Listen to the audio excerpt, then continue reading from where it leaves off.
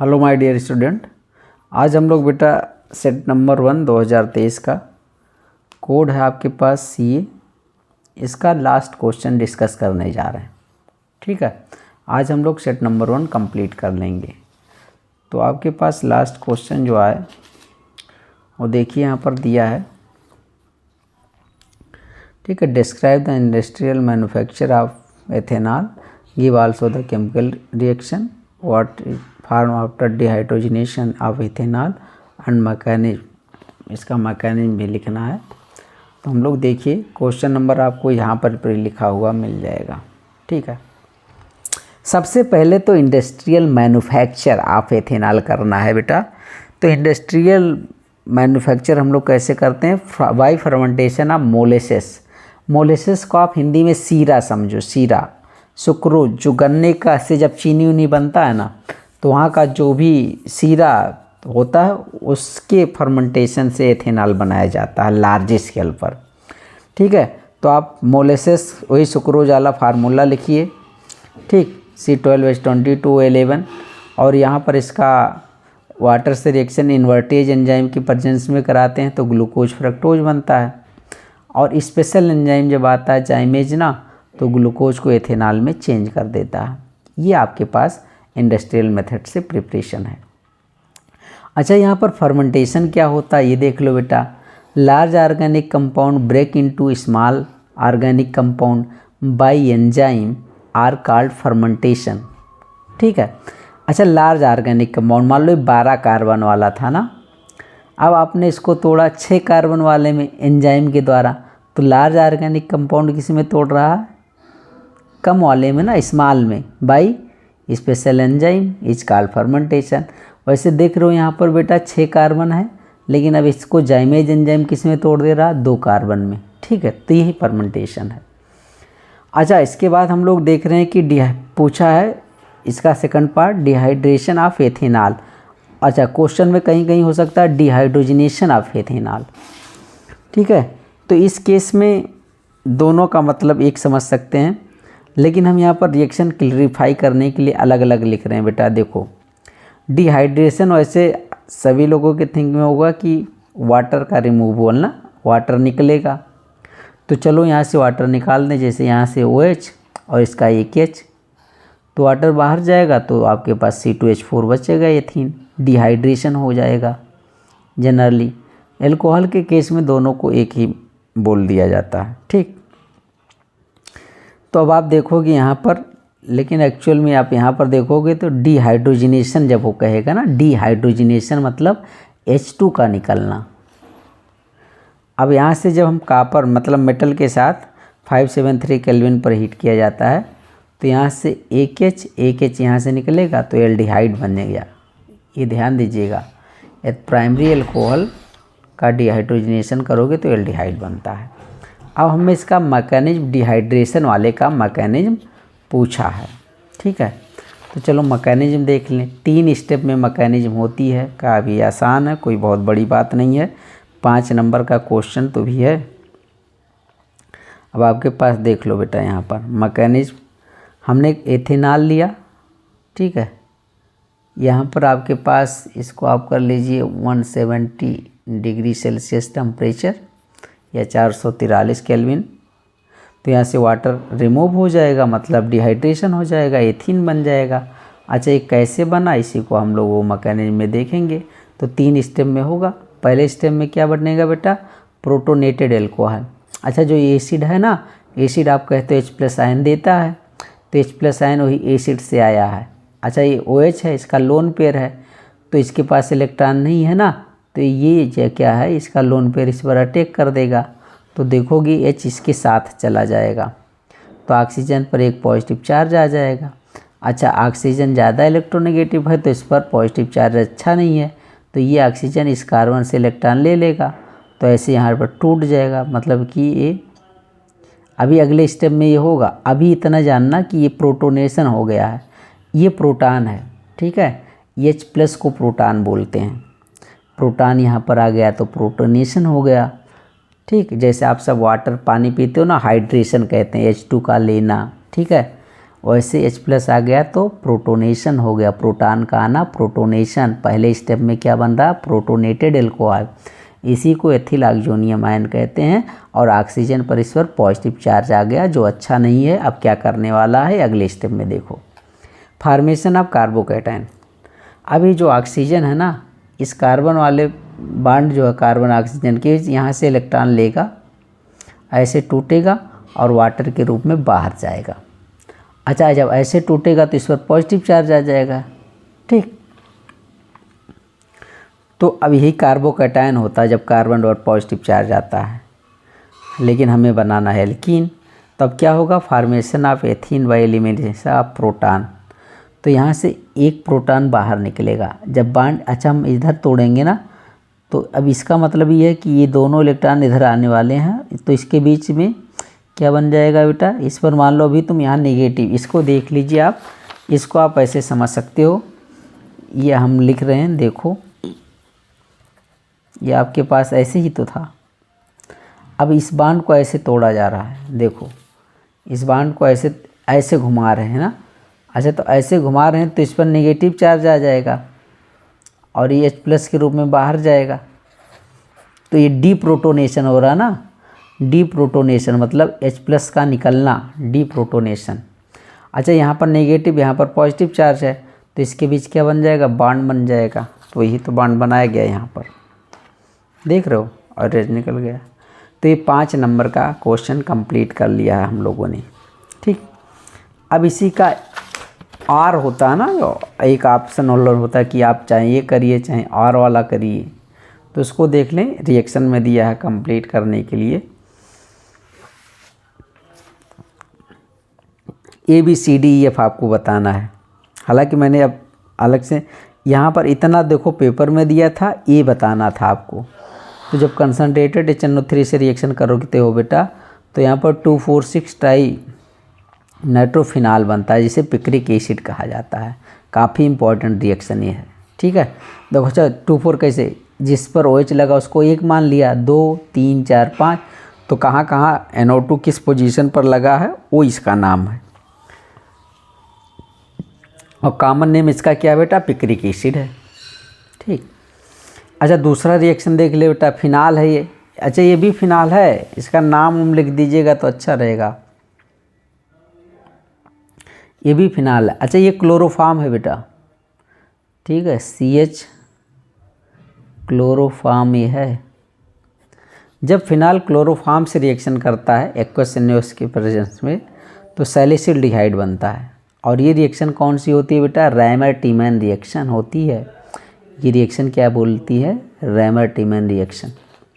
Next आपके पास एक next compound है, इसका कह रहे हैं HI से रिएक्शन कराएं।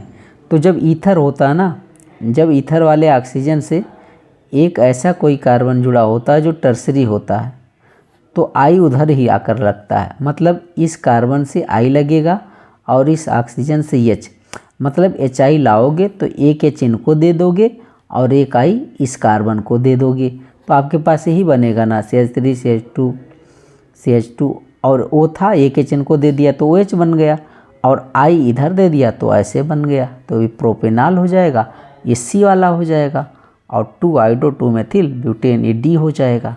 तो हमने ABCD आइडेंटिफाई कर लिया, यही आपको बताना है पेपर में। अच्छा, अभी ये 2 और है, तो आपके पास बेटा ये प्रोपेन टुआल है ना, 1 2 3 प्रोपेन होता ना, प्रोपेन टुआल। तो आपके पास ये सेकेंडरी एल्कोहल है ना, ये ऑक्सीडाइजिंग एजेंट है। सेकेंडरी एल्कोहल का ऑक्सीडेशन किस में होता है, कीटोन में, ठीक है।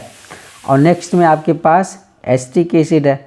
अच्छा, एसिटिक एसिड का जब रिडक्शन करते हैं तो एल्कोहल बनता है, ये अच्छा रिड्यूसिंग एजेंट है, LiLH4, तो इसके रिडक्शन से एथेनॉल बनता है, ठीक है। ये आपके पास है एसिटिक एसिड, ये इसी का नाम एथेनोइक एसिड है, ठीक। अब हम लोग B पार्ट देखेंगे, बहुत भारी भरकम क्वेश्चन लिखा है। B पार्ट में तो क्वेश्चन पढ़कर ही दिमाग का दही बन जाएगा। चलिए देखते हैं, हम साइड में पढ़ते हैं बेटा। कोई कंपाउंड जैसे A है, मान लो C8Ha2, ये गिव देगा orange red PPT with 2,4-DNP के साथ ऑरेंज पीपीटी देगा। अच्छा, ये जो कंपाउंड है ना, ये give yellow precipitate on heating with iodine in presence of NaOH। मतलब येलो पीपीटी देगा तो आयोडोफार्म देगा, समझिए बात को। अच्छा, ये जो कह रहे हैं ना, ये Tollens reagent Fehling resolution test नहीं देता है, ठीक। और it form carboxylic acid B, ये बी बनाएगा। ए का जब स्ट्रांग ऑक्सीडाइजिंग एजेंट के साथ रिएक्ट करोगे ऑक्सीडेशन तो ये बी बनाएगा, और उसका फार्मूला क्या है, C7H6O2 on strong oxidation with chromic acid. Identify A B and explain the main reaction. आपको रिएक्शन भी लिखना है, तो सब रिएक्शन हम लोग देख लें। अच्छा, इसका आउटलाइन डायग्राम हम लोग बनाते हैं कि मतलब क्वेश्चन क्या कह रहा है, देख लीजिए। ये कह रहे हैं कि कोई कंपाउंड ये है जिसका मॉलिक्यूलर फार्मूला ये है, इसका जब 2,4-DNP से रिएक्शन कराते हैं तो ऑरेंज रेड पीपीटी मिलता है। ये क्वेश्चन कह रहा है, उसको मैं ऐसे लिख रहा हूँ। और ये जो कंपाउंड ये है ना, ये टॉलन रेजेंट और फेलिंग टेस्ट नहीं देता है।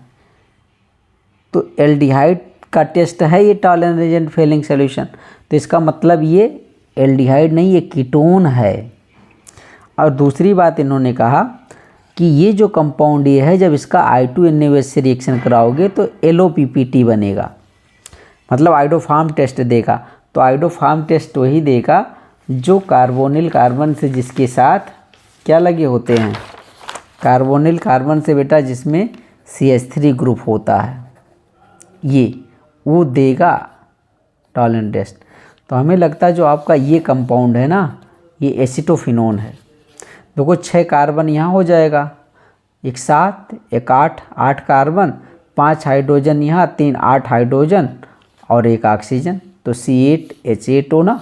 तो ये कंपाउंड होने वाला है एसिटोफिनोन। नेक्स्ट पेज पर देखते हैं। अच्छा, इसका जब क्रोमिक एसिड से ऑक्सीडेशन कराएंगे तो ये बी बनाएगा C7H6O2। ये होता है बेंजोइक एसिड, ये है एसिटोफिनोन।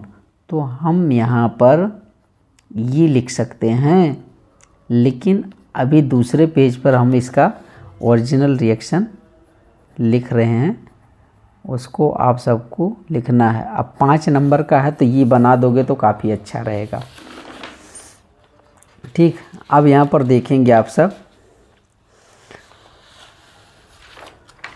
ये देखिए यहीं से स्टार्ट हो गया ए, जो भी हम लोगों ने बताया C8H8O ना। तो मैंने कहा ये एसिटोफिनोन है। इसमें नंबर काउंट करोगे तो इतना आपको मिलेगा, कार्बन 8 हाइड्रोजन 8 ऑक्सीजन 1। अच्छा, इसका 2,4-DNP से ये है 2,4।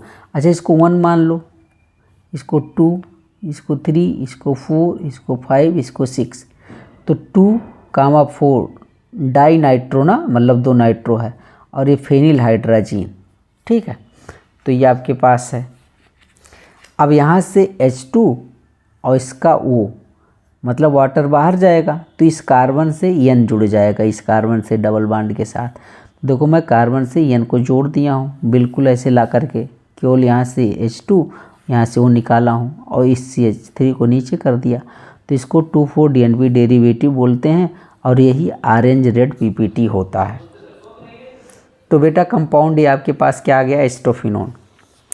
अच्छा, कंपाउंड ये जो है ना, इसका strong oxidising agent chromic acid H2CrO4 से जब ऑक्सीडेशन करोगे तो बेंजोइक एसिड बनेगा। देखो ना, बी जो है कंपाउंड पूछा क्वेश्चन में। अच्छा, इसका फार्मूला क्या है, C7, मतलब 6 कार्बन यहाँ से एक C7H6, 5 हाइड्रोजन यहाँ से एक 6 हाइड्रोजन और 2 O2। तो ये आपके पास ये AB आपके पास ये महत्वपूर्ण कंपाउंड है बी, और ये यही क्वेश्चन में पूछा है। तीसरा करें कि आइडोफार्म I2 से रिएक्शन करेगा, आइडोफार्म बनाएगा। तो देखो मैंने रिएक्शन बना ना, ये आइडोफार्म टेस्ट देगा, क्योंकि इस कार्बन डबल बॉन्ड ऑक्सीजन के साथ में CH3 है, और ये कंपाउंड ये नॉट गिव टॉलन टेस्ट। तो आपके पास कंपाउंड ये क्या मिला बेटा, एसिटोफिनोन, और कंपाउंड भी क्या मिल गया, बेंजोइक एसिड, ठीक है। अब इसमें भी R करके आता है, चाहे वो करिए चाहे ये दूसरा पार्ट करिए, तो जो आपको अच्छा लगे वो आप कर सकते हैं। अब हमारे पास देखिए यहाँ पर कह रहे हैं कि how will you obtain give chemical equation only, केवल केमिकल रिएक्शन देना है बेटा। 4 hydroxy 4 methyl pentane two own from propanone ना, मुश्किल सा लग रहा है ना, ये कैसे आपको मिलेगा। तो आप पढ़े होंगे एल्डोल कंडेंसेशन रिएक्शन या एल्डोल रिएक्शन बोल लीजिए। एल्डोल कंडेंसेशन तब कहेंगे जब वाटर मालिक्यूल यहाँ से हटा देंगे। तो देखो बेटा प्रोपेनोन के 2 मालिक्यूल लेना पड़ता है, तो मुझे अल्फ़ा हाइड्रोजन चाहिए। एल्डोल रिएक्शन वही एल्डिहाइड कीटोन देते हैं जिसमें अल्फ़ा हाइड्रोजन होते हैं। तो इसको आप इसको मान लो अल्फ़ा, ये अल्फ़ा आपके पास है, ठीक है, एक हाइड्रोजन ये है। अब मैं देखो कैसे घुमा रहा हूँ, इस बॉन्ड को यहाँ ले गया तो नेगेटिव चार्ज और यहाँ पर पॉजिटिव आ गया। अच्छा इसको ऐसे तोड़ा तो इस पर नेगेटिव चार्ज, ये पॉजिटिव आ गया, तो ये वाला एच इसके पास चला जाता है और ये जो नेगेटिव होता है देखो ऐसे इसके साथ बॉन्ड बना लेगा, तो O के साथ एच आ जाएगा और इसके साथ बॉन्ड बन जाएगा। तो देखो यही तो किया गया, C के साथ OH, इसके साथ बॉन्ड बन गया और यही आपको बनाना था ये बेरियम हाइड्रोक्साइड की प्रेजेंस में। तो नंबरिंग कर लो 1 2 3 4 5 ना। तो देखो 4 हाइड्रोक्सी 4 मेथिल और 5 कार्बन है, पेंटेन 2 ओन, तो पहला बन गया बेटा ये एल्डोल कंडेंसेशन रिएक्शन है। आप एल्डोल रिएक्शन भी बोल सकते हो क्योंकि एल्डोल तक ही हम बनाए हैं। यदि हम लोग इसको वाटर निकाल दें तो फिर आपके पास अल्फ़ा बीटा अनसैचुरेटेड कीटोन मिलेगा, वो एल्डोल कंडेंसेशन कहलाएगा। अच्छा इसका अल्फ़ा कार्बन है ना और ये क्या है बीटा, तो आप इसे बीटा हाइड्रोक्सी कीटोन भी बोल सकते हैं। नेक्स्ट आपके पास है बेटा 3 hydroxy butanol from ethanol. Ethanol से आपको 3 हाइड्रोक्सी ब्यूटेनॉल बनाना है, तो एथेनॉल है, ठीक है, इसका आप यहाँ पर ऑक्सीडेशन कर लो थोड़ा, तो इसमें एथेनॉल में बदल जाएगा और एथेनॉल में अल्फ़ा हाइड्रोजन आएगा, एल्डोल रिएक्शन ये देगा। तो देखो एक एथेनॉल मैंने लिया, एक अपने तरफ से लाया, ठीक है, तो CH3 को मैंने ऐसे लिखा CH2H, ये अल्फ़ा हाइड्रोजन है। अब इसको बांड ऐसे तोड़ा, यहाँ ऐसे घुमाया, इस पर नेगेटिव चार्ज, इस पर पॉजिटिव चार्ज, इसके बीच बांड बन गया, ये इसके साथ आ गया, देखो ना, तो फिर से उसी तरह तो बना, तो 1 2 3 4, ठीक है, तो 3 हाइड्रोक्सी ब्यूटेनॉल जो आपके पास का ये एल्डोल रिएक्शन ये भी है, वहाँ पर कीटोन लिया है, यहाँ पर एल्डिहाइड लिया है। नेक्स्ट आपके पास ब्यूटेनोइक एसिड फ्रॉम ब्यूटेनॉल, तो ब्यूटेनॉल मतलब 4 कार्बन और एल्डिहाइड ग्रुप, ब्यूटेनॉल ये हो जाएगा। और टॉलरेंस एजेंट को सिंप्लिसिटी के लिए इससे रिप्रेजेंट करते हैं Ag2O से, ठीक है, एसिड बन जाएगा और सिल्वर यहाँ पर बैठ जाएगा नीचे प्रेसिपिटेट के फॉर्म में, ठीक। तीसरा ये पार्ट हो गया, 2 पार्ट और हमारे पास हैं। Ethanoic anhydride from ethanoic acid, ethanoic acid से एथेनोइक एनहाइड्राइड बनाना है, ठीक है। तो देखो बेटा एस्टिक एसिड है, इसी को आप एथेनोइक एसिड बोलते हो, ठीक है, आर इसे एथेनोइक एसिड बोल सकते हैं, घबराने की बात नहीं है, ठीक है। तो 2 मालिक्यूल लेते हैं और ऐसे लिखने का तरीका बदल दिया, इसको ऐसे, तो यहाँ से वाटर निकाल देंगे और इसको जोड़ देंगे, ये देखो जोड़ दिया ऐसे ना। ये डिहाइड्रेटिंग एजेंट है, चाहे P2O5 लिखो चाहे आपके पास H2SO4 लिखो, ठीक। नेक्स्ट आपके पास लास्ट आता है phenyl ethanoic acid from benzyl alcohol. अब बेंजिल अल्कोहल है, इसका PCl5 से रिएक्शन करा दो तो एक Cl यहाँ पर आने वाला है, तो बेंजिल क्लोराइड बन जाएगा। KCN से रिएक्शन कराओगे बेटा तो KCl बाहर निकल जाएगा, CN यहाँ लग जाएगा, तो आपके पास बेंजिल साइनाइड बन जाएगा और इसका हाइड्रोलिसिस करने पर इस COOH में बदल जाता है, ठीक है। जब साइनाइड का हाइड्रोलिसिस किया जाता है, जैसे आपके पास मान लो कोई भी चीज़ है, यदि इसका आपके पास कम्प्लीटली हाइड्रोलिसिस करते हैं तो ये CnCOOH में बदल जाएगा, इसको आप याद कर लीजिए, ठीक है। तो आज हम लोग सेट नंबर 1 कंप्लीट करते हैं यहीं पर। आप सभी लोग इसको अच्छे से रिवीजन कर लीजिए। Thank you for watching. और चैनल पर को आप नए हैं तो चैनल को सब्सक्राइब कर लीजिए, लाइक कर लीजिए। सेकंड सेट हम लोग कल स्टार्ट करते हैं। Okay, thank you.